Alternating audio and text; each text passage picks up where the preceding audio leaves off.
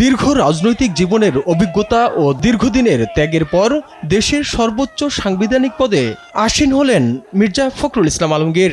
আমি ঘোষণা করছি যে মির্জা ফখরুল ইসলাম আলমগীর সর্বোচ্চ সংখ্যক ভোটপ্রাপ্ত হওয়ায় রাষ্ট্রপতি পদে যথাযথভাবে নির্বাচিত হয়েছে।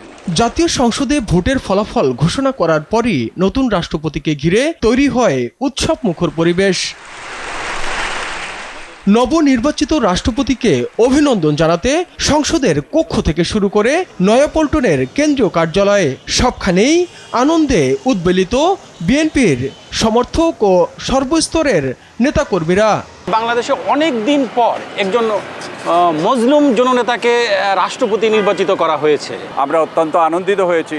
আমাদের দলের মহাসচিব, সম্মানিত মহাসচিব সর্বোচ্চ ক্ষমতার অধিকারী রাষ্ট্রের রাষ্ট্রপ্রধান হিসাবে নির্বাচিত হয়েছেন।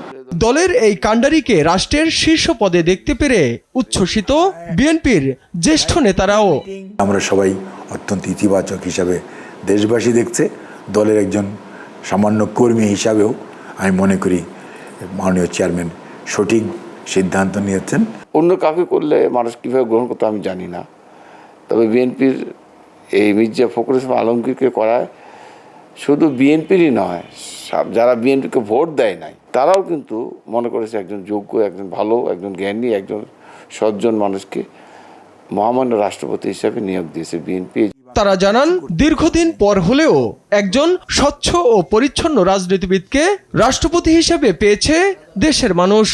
40-50 বছর জেল, জুলুম, নির্যাতন, এত সজ্জন একজন সৎ মানুষ, যে আমার জীবনে এরকম সৎ মানুষ যা ঢাকা শহর এক খণ্ড জায়গা নেই। মানুষ আশাবাদী ইনশাল্লাহ রাষ্ট্রপতি ভবিষ্যতে ওনার চেয়ারে বসে ওনার অবস্থান থেকে আমাদের রাষ্ট্রের অভিভাবক হিসাবে, দেশের অভিভাবক হিসাবে উনি ওনার দায়িত্ব সঠিকভাবে পালন করবেন। রাজনীতির মাঠ থেকে দেশের সর্বোচ্চ সাংবিধানিক পদে মির্জা ফখরুল ইসলাম আলমগীরের এই উত্তরণে খুশি বিএনপির সর্বস্তরের নেতাকর্মীরা। বলছেন, তার দীর্ঘ রাজনৈতিক প্রজ্ঞা ও অভিজ্ঞতা দেশ পরিচালনায় এক নতুন দিগন্তের সূচনা করবে। তাইফুর রহমান তুহিন, দেশ টিভি, ঢাকা।